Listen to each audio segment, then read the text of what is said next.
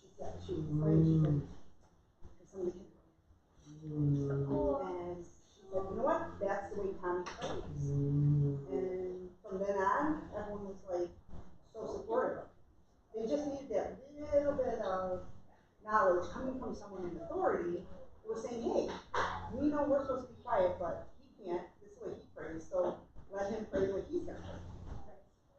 Right. And that's the onus is kind of on the adults, the people in authority in the room to kind of explain why things don't seem fair when you're a kid because you think, well, I don't get to do that, but someone else does.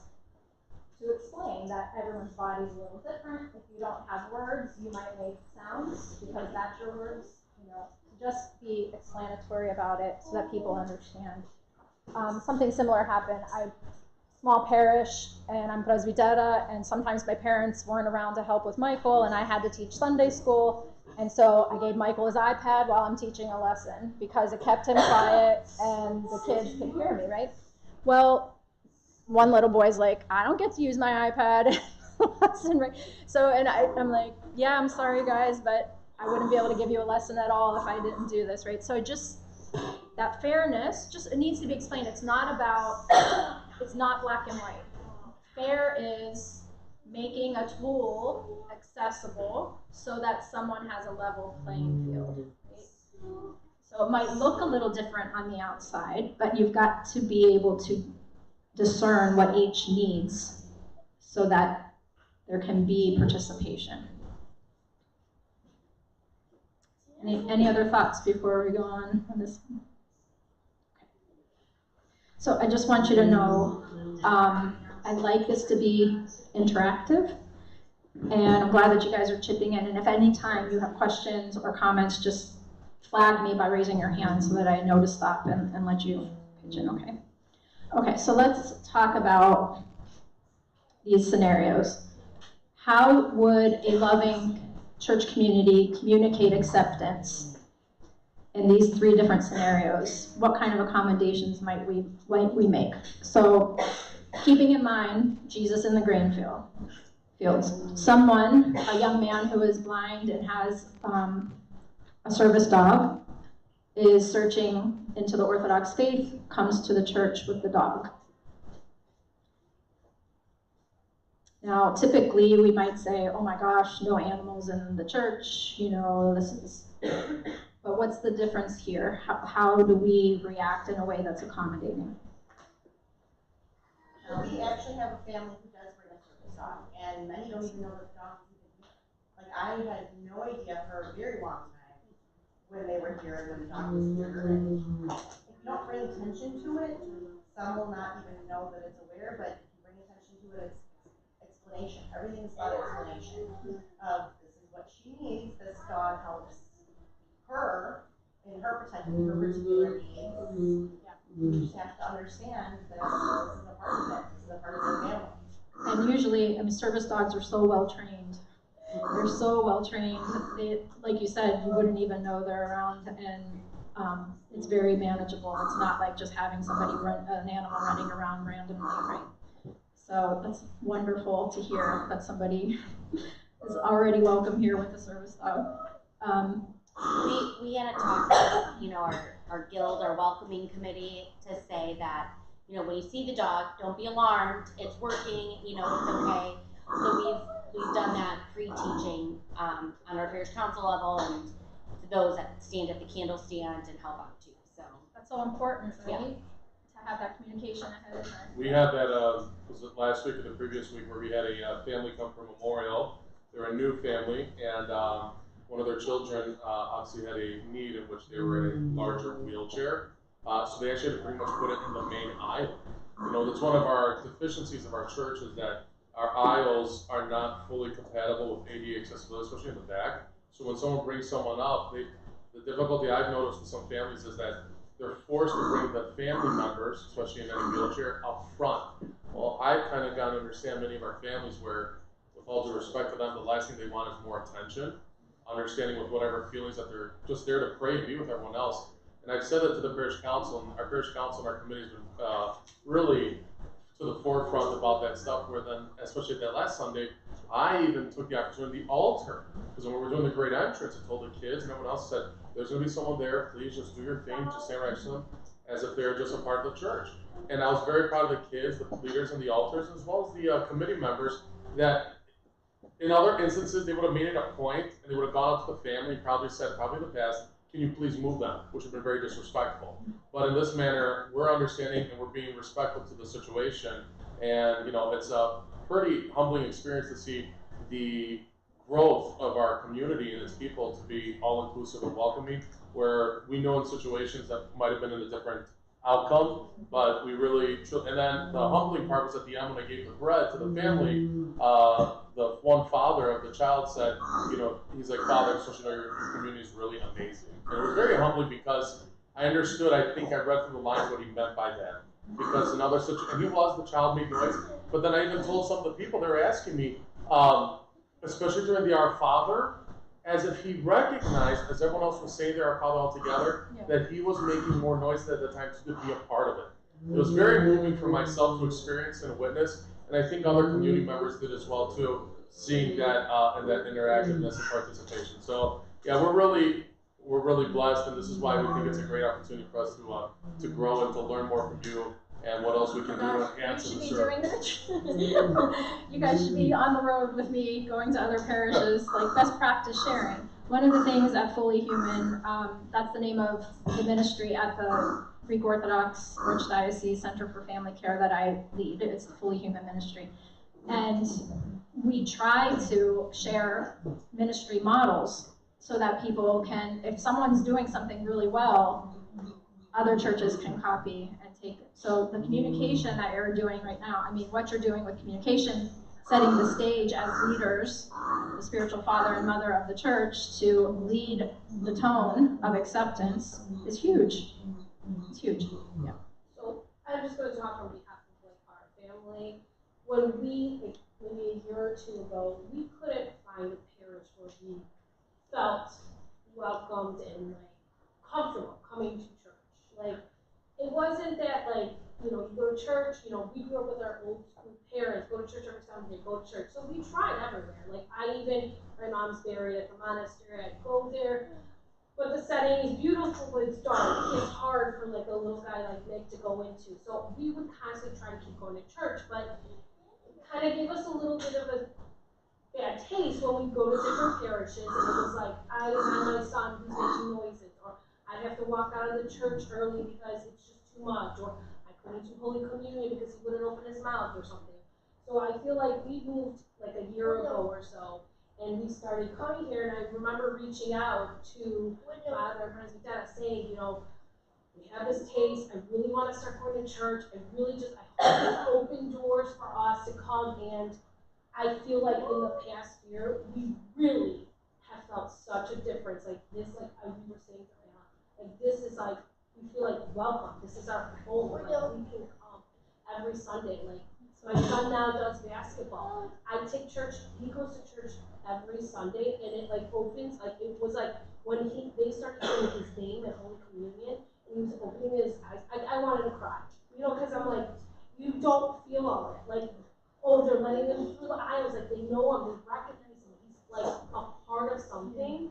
It made such a difference in our lives. Like, we love Sundays now. We're like, we're gonna go. And like, Nick used to be more in the back of the seats, but now he's more interested in watching Father Chris sing, and like wants to come closer to the front and just be a part of it. And it, like, when it's like open doors, it makes such a difference in your lives, as opposed to like being anxious and not wanting to go to church. Like, I just want to say how St. Nectarios really makes us feel welcome here. It's wonderful. Belonging is so important. I mean, we're talking about human needs. That's a basic human need, is to feel that we belong, right? It's a basic human need. So the fact that your parish is creating that space of belonging for everyone, that's a healthy parish. That's a healthy, loving family, right? That's beautiful. I don't even know if I need to give you more examples, right? So another example, there's a little guy who looks typically developing. is having a meltdown in the pews and is verbal, and you know, you've heard him talk before, but he's melting down. And you know, what would be a way to communicate acceptance in that environment, in that situation? What's a way not to? We've kind of instilled a how can we help attitude instead of you need to leave attitude. So we've gone up to people and say, how can we help you? And like, how can we support you instead of, oh, there's the cry room, or, you know, please leave. And I feel like that has eased some anxiety in families. We're fortunate that through the Metropolis, our ministry that we have, we're awarded a grant, and so part of it is going to be making visuals and social stories and things like that. So hopefully within the next few months, we'll have those supports in place for all families as well too. So we're trying.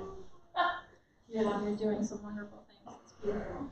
Exactly. So I like that. Instead of saying go to a different space, how can we help you? Is such a different thing to hear than to a mother who's struggling or a father who's struggling to try to calm their child. I was going to say, I think also tomorrow you explaining some of this to the rest of the parish will also help with that. Okay. Because I think people mean well, and I think people genuinely think that they're inclusive, and they know when they don't. And going based off what you said earlier, I think it's a generation thing, right? Most of the comments that have been said come from older generations where things were much different. And it's like, you know, things have changed a long way from then. So we have to kind of reteach people how to communicate and understand that people are going to make noise. People are going to sit in a wheelchair in the main aisle. People are going to, you know, sometimes be a little disruptive, and you don't need to sit there and stare, or you don't need to, Or shush people. That happens a lot. You know, you feel scolded, that kind of thing. If I could shush my child, I would, but he doesn't listen to shushes. So it just doesn't work, right? It doesn't. It makes it worse. but also it's kind of like, we're so used to people staring that we don't want people to stare, but sometimes observing somebody isn't a bad thing. Right. And understanding that they're trying to figure out what the situation is and what's going on. And it's okay to watch, but, you know, Right. look or see, observe. And we also have to kind of break that we're not being stared at, that they're not just staring at us to shush us or quiet us, or, you know. Sometimes it's a blessing for people to see a parent interact lovingly and calmly with their child in moments of disruption. I mean, what a blessing. I'll just tell you a story. I mean, when I was 3 years old, and this was one of the biggest lessons I ever, you know, one of the first lessons I probably felt being in church, that God was present. My dad would take me to church. My little brother was just born, so I think it was a holiday, I think it was Christmas time. We were up in the balcony. And my dad was a very hands-on dad, played, you know, we're on the back, you know, I'm always jumping on him, that kind of thing. So he never said no to me. I would always be able to play with him. But he was kneeling, and I was trying to get his attention, and I'm jumping on his back, and I'm holding on his, you know, pulling his arm down, and he was so still. He did not budge. He's like this. And I'm like, I stepped back, because that was different for me. Like, Dad's not paying attention to me. He's not, there's something bigger than me going on right now. Like, this is something big. And I knew there was something sacred happening. And so the way he responded taught me that this is a special time. I'm not to jump on him. He didn't have to tell me, don't jump on me. I just knew it because of the way he was so stoic and was so prayerful during the consecration of the gifts. On that example, I think two instances that always come to mind regarding our conversation is that one, whenever I have someone, and it is, Val made a great point. It's very generational. I have people who I talked to from about 30, 40 years ago, so these are elders now, and they had like a type of PTSD. The PTSD was that everything was so regimented and orderly, like like they would tell me horror. I think they over exaggerate. People would tell me horror stories about priests who mid-gospel, if they heard noise, would look up and stare at the people until it was completely dead silent. And I feel bad because, that's what's been ingrained in their mind. So then therefore, they then lash out how they were trained to then someone, and it doesn't even have to be anyone with anyone with special needs. My children, I mean, presbytera, the funniest story is I'm at the altar, and my boys, it might be my first two before the little one was born, and someone went up to presbytera and said, what did they say? If your husband was here? If their father was in church, maybe they would behave better. Oh. They didn't know that she was up to presbytera. So, and then she's like, well, he's up there. No, I didn't say Did you anything. say that? No. But think about that example. How our wording, how our participation, because when we're all trying to handle as best we can to whatever situation we're in.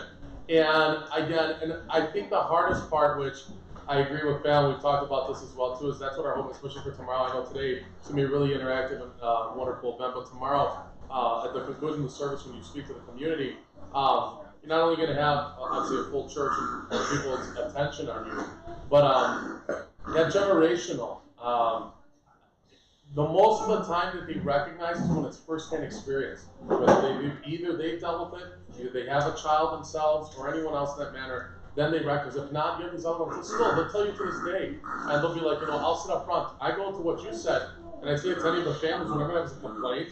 So I've had some that say, not about our children with special needs or our families, more so just in general. Oh, there's so many children. They're too loud. And I said, first, if there's no it's quite comical. I tell them, if there's no children, the church is dead. And then I said, secondly, if they're disrupting you that much, goes back to what your dad was doing, clearly you're not focusing on prayer and worship. Yes. That's my biggest struggle, and I think many of us recognize that because then they're looking around, they're distracted, they're paying attention to other things instead of trying to understand and focus on the worship. So we wholeheartedly recognize where that example comes from. And I want to just say, this isn't, I'm not judging, because I have done this. When I was a young adult, and I was at seminary, and the seminarians brought their kids, and they were making noise, I was like, so tempted by it. I'm like, why don't they keep them quiet? Why are they because I had no clue what it was like to have children in church, right? I wasn't a parent yet. So, yeah. I know when we're in church, we try to follow the rules, tell the kids what's going around. And she does it. She's 2.5, she does it. Oh, what's nice is whoever's sitting behind doesn't ignore. They'll just, and she touches everybody. So, they're very nice and welcoming that, like they're not like, oh my God, she's touching me, or, and they all know the families now. So when they're in the gym and she's running around in the gym, they know what their page. It's almost like home, Yeah. Somebody's going to pick her up and take care of her, or Exactly. which is nice. So it's comforting in church when she'll turn around and, like I said, look at somebody's watch because she's used to touching mom's watch, and they let her, and that's very Beautiful. nice. People interact in a kind way. They'll put their hand on hers, or they'll wave at her, they'll blow a kiss, and she'll blow a kiss back. People, it's nice when people can interact in a way that she's interacting.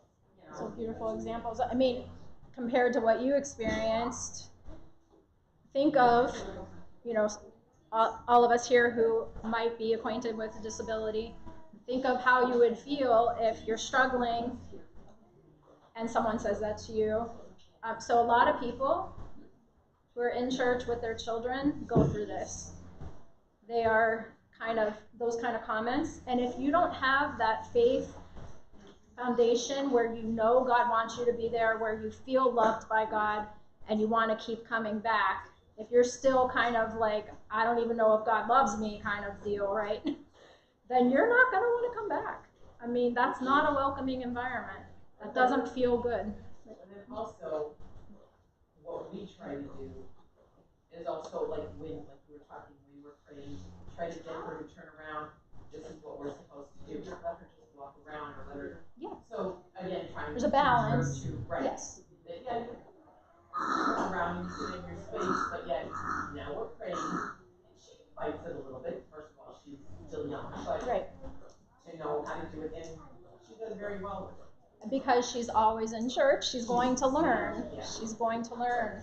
Yes. And there are times that noises happen, that's fine. And everybody has different challenges. So Sophia she may imitate her older siblings more than people with autism don't typically imitate.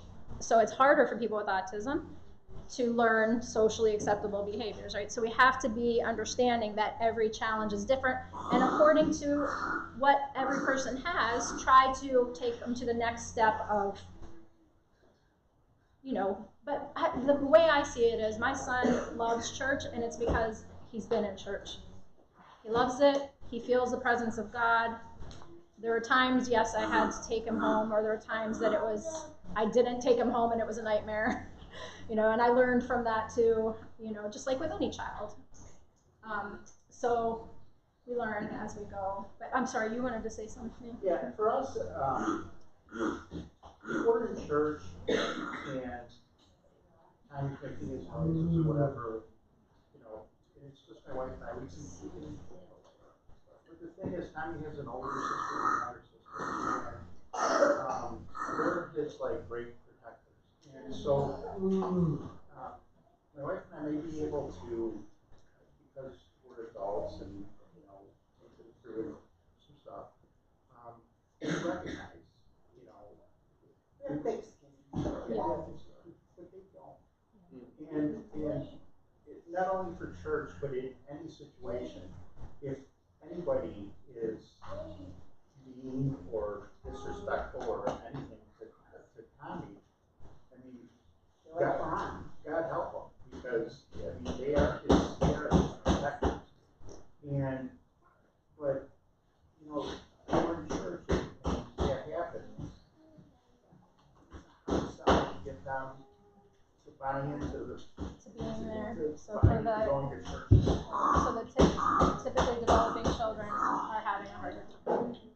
They're adults now, but it's ingrained in them. Siblings have a hard time. They have challenges that, they often suffer in silence. They often rebel, just not even consciously, just for attention, or, there's a lot of stuff that siblings go through because they're new human beings too, going through this together with a person they love, and how they process it is going to be very different, like you said, than an adult.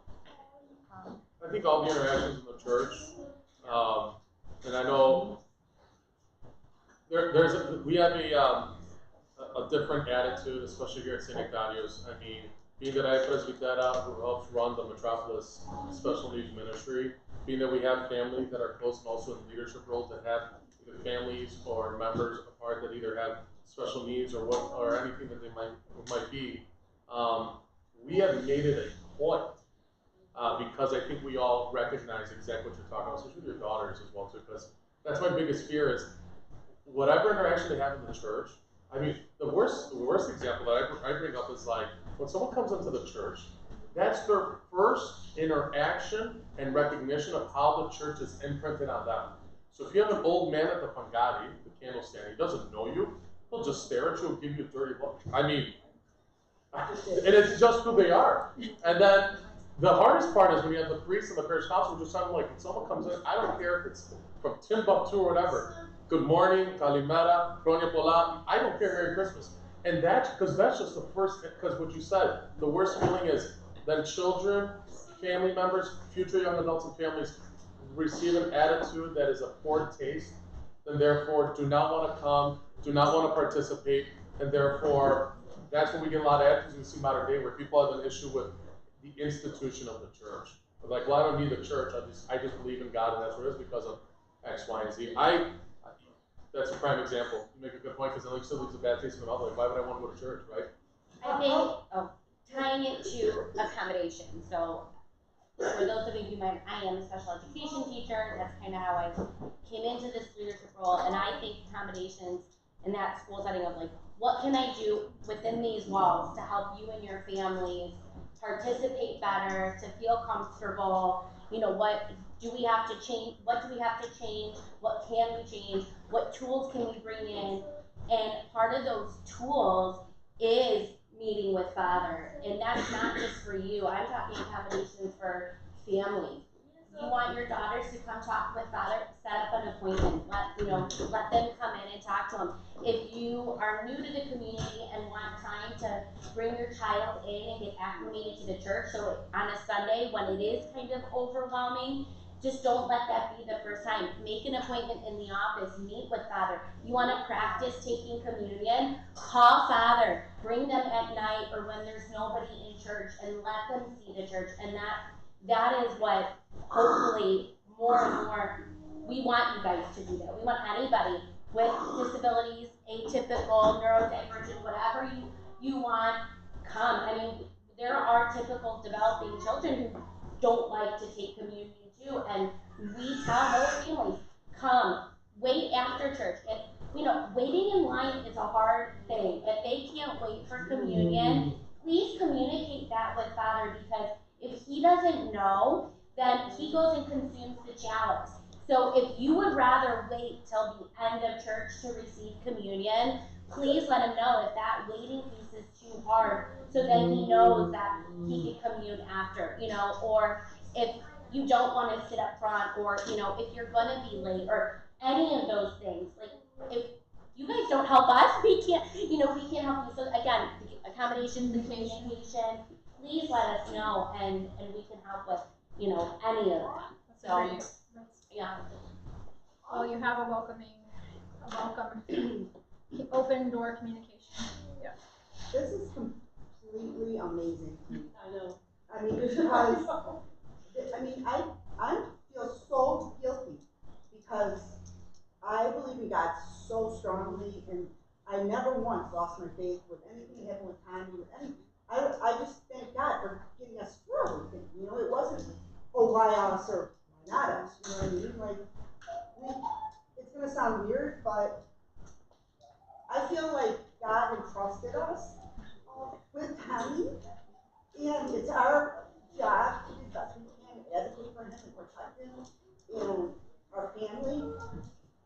And I have a daughter 26 and a daughter who's 21, and we go to church for baptism only, Easter, Christmas, like, because of the terrible case that we had from St. John's.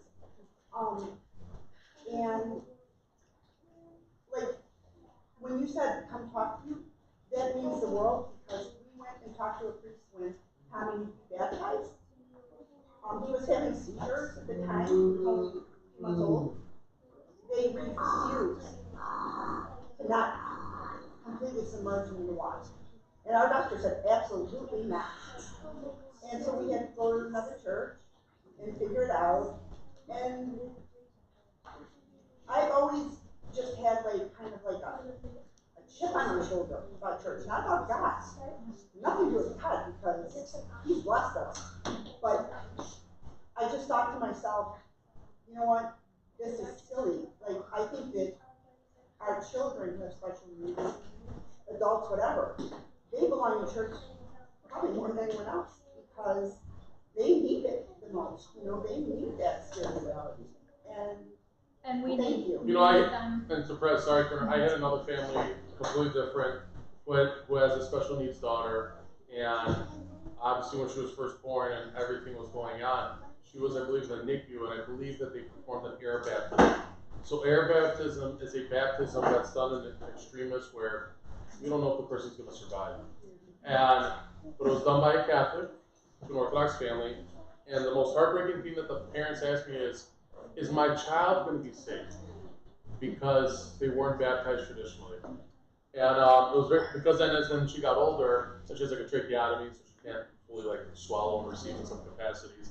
And it was very heartbreaking to hear it, not only as a spiritual father, but as a parent, and actually as a human, because you think what the parents are thinking about, and to even contemplate that is devastating, but to know that it's not true, I think if anything, you hit on the head, especially about our family members and those with special needs. They are I tell people they're angels among us. I said, if we can't be as innocent as they are, then we're the ones who have lost our way.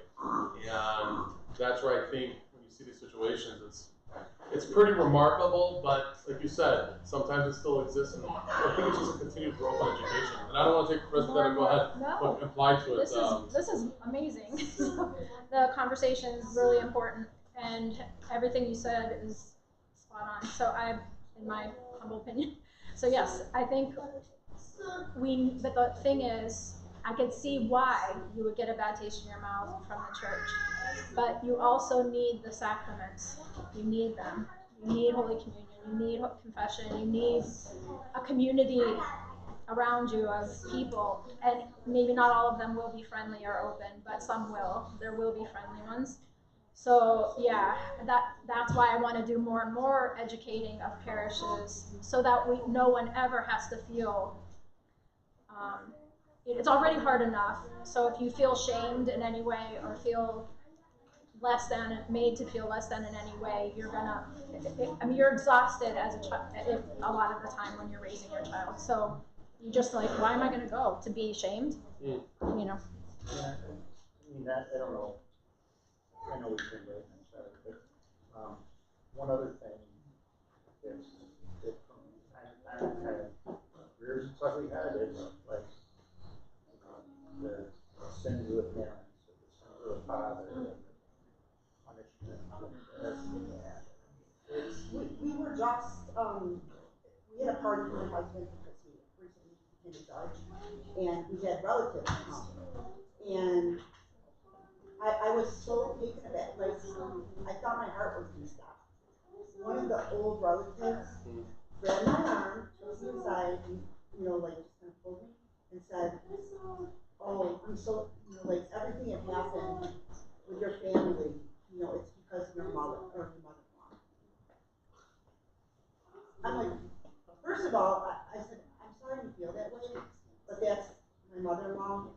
And secondly, what happened? God gave me this gift, and you're telling me, shut up. I didn't say it, but I mean, I just walked away. Yeah. And I thought to myself, who would ruin a very special day with such an awful thing to say? Has anyone met older Greek families with any people that have special needs older? We're talking about, they gotta be like in their 80s, and then they would have children that are in their 50s or 60s with special needs. A common conception, what they would do is when they would have special needs children. In Greece. No, even here. I've seen it, because I remember when I grew up like St. Dimitri, when I was in St. Dimitri, Chicago, being by the neighborhood and stuff like that, the older one, they were special needs adults. You would never know. Why? Because there was a sense of what? Shame and embarrassment, so they wouldn't bring them out. They would just keep them closed in. I mean, like legit, just be in the house, take care, maintain. That's the heartbreak. It goes back to what they're saying. So then, that they apply asinine thoughts, curse, sins, that this befell on you because to think of the audacity or how outrageous it is mind-blowing. But then I tell people, and I would only challenge you, I feel the pain because it's your family, is actually out of sadness, have sympathy for them. Because that's how low they think. Because they don't know. I go to the absolute, but I get it, I can say that, but when you hear that, you're almost like, wow, seriously? Yeah, I mean, I was angry. I didn't show it because I wanted to have grace for them, and, it was it took me so off guard. But at the same time, I do feel sorry for them, because what's going on in your head? Like, people, it's surreal. When we do not understand things, we can make up crazy reasons for why they happen. But yet those same people go to church every Sunday and judge people that don't. It's a generational thing. When we first got Sylvia's diagnosis, she had a birth diagnosis.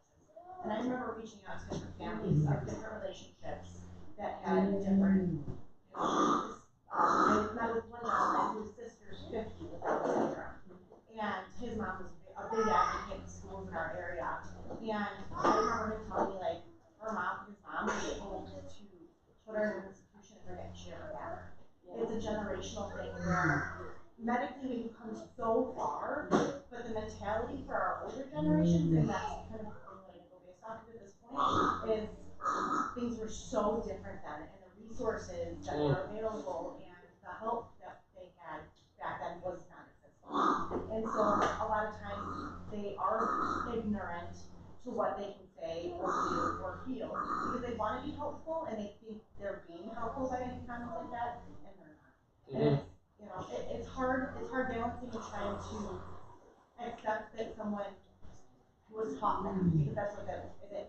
They were taught that at that point. And I have a best friend who's got cerebral palsy. She's in a wheelchair, and I can't tell you how many times she is hit on the head and is told, "I will pray for your healing." And she's like, "There's nothing wrong with me. Like, It's who I am. this is who I am, you know." And it's trying to adapt, and it's also trying to teach these generations and people that there is nothing wrong, and they might need a little bit more of accommodations, or they might need a little bit more assistance, or they might need a little bit more time, or it's just as much teaching for them as it is teaching for us to understand that they need a little bit more time for themselves to understand all of this. And that's the hardest part of it, is because we all have to deal with the adaptations, and we're used to this.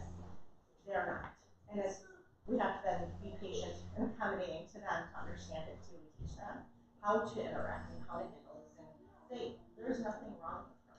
She's going to need a little bit more time, but that's it. Like, you might need to have a little bit more adaptations or a little bit more time, or patience, you know, nobody's making more noise. Focus where you're supposed to be focusing, you know, and it's hard. And it's a generational thing that I come across. And going back to the gentleman that I had talked to with his sister being 50, his mom said, absolutely not, I'm not going to institutionalize her. And she went on to make the schools inclusive in this area. So it's about how we handle our situations just as much as we teach them how to handle situations. I would like to just add to that. Sometimes, you know, depending on the personality, I had a lot of guilt thinking it was something I did wrong, that Michael was so sick. What did I do in my pregnancy? You know, I had dental work because I didn't know I was pregnant. You know, like, you feel a lot of guilt. You, as a parent, you take that on. So if you already feel that, for somebody to say that, it can crush you. But I, over and over again, the gospel message that was given to me in times that I was feeling guilt, when I would bring it to my confessor, when I would pour out my heart and soul, you know, and even, not even just, you know, practical things. If it was my sins before, you know, I'm not a perfect person. Maybe I did something that, you know, these are the thoughts the evil one puts in our heads, right? So every time, with different people I've talked to, the gospel message that keeps being fed to me is the healing of the man born blind. So, and I don't think it's by accident, but the Holy Spirit has put it in every priest I've ever shared a conversation with about this situation. The man born blind, the disciples said, they were walking by with Jesus, and the disciples said, Jesus, you know, Lord, who sinned, this man or his parents, that he had this disability? And he said, neither him nor his parents sinned, but that the glory of God could work through him. Okay?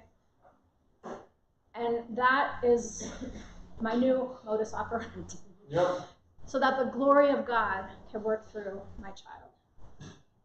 And there's nothing wrong with praying for greater health, for medical intervention, for healing. That's not wrong. But they're not, the healing is the community healing. The healing is when the community realizes that everyone has value and everyone's precious to God. Okay, that's the healing that happens. And in the gospel stories, Jesus healed people who had physical disabilities and mental and any range of sicknesses and illnesses, which we all experience, by the way. Some takes longer than others. Some happens earlier in life than others. St. John Chrysostom said the healing was not about that person, about the cure. The healing was that that person was now included into the community, embraced more. They had more of a life, more of a full life. But we have more technology now than they did. We have more tools to make that possible. The healing can come because we have so much to make it possible for all of us to participate in worshiping God. Okay. As one. I'm sorry, you've been wanting to say something. No, I was just going to say, you know, years ago, I had 3 boys, and people would say to me, oh, you only have boys, you know, don't you wish you had a girl? No, I'm very blessed that I have 3, and at that time we had healthy children, and they are all healthy. And then Sophia came into our life, and I used to think think, I'm blessed, I have these grandchildren. And then when she came into my life, I thought, I'm still blessed. She's a gift. She was handed to my family for whatever reason, to make us closer, to help us learn, so I used to think that, not one me, but more like, okay, why did this, but it's just so blessing. I'm so thankful she is healthy, and like Dad said, she'll be just a little slower in her needs, but it's still a blessing, when people tell me, it's, again, go back to generational and old, don't you wish, what? Somebody told me a long time ago, you know what you want, but you love what you get. And I thought, it's so perfect, because you're right. And God knows the potential we have to love, and He's growing our potential to love. Okay, that's the gift Michael has given us, and they're countless, but nobody's taught me more about what it means to be human than my son. No one, except for Jesus Christ, of course. But no one, and I'm saying that with all, I'm not, that's not just a line, a tagline or something. It is the truth. God grows us through humility, not through accolades, not through achievements. He grows us through humility, through hardship, through difficult challenges. And it is not your fault. It is no one's fault. It is a gift. But it's not wrong to struggle with these things, okay? Doesn't mean you don't have faith if you say, God, why? That's okay. Just talk to Him. He wants you to come to Him, okay? It's not wrong to say, Lord, why is this happening? I don't want this person to hurt. Why does my sister or brother have to struggle? Why do people make fun of them? That hurts me so much. It's okay to go to God with those things. He wants us to talk to Him, right? Nothing's off limits with God, and it doesn't mean you don't have faith. That grows your faith to talk to Him about the hardest parts, okay? So I give you permission to talk about anything, not I, but God gives you permission to talk. He can handle anger, our anger at Him. He can handle our questions. He can handle all of it, right? All right, I don't know, maybe it's time for a little stretch, break? I don't know. Yeah. Sure, we can take a little break and then we'll start in about 5 minutes. Who wants to get coffee, sweet or water? We'll continue. Lunch will be in about an hour.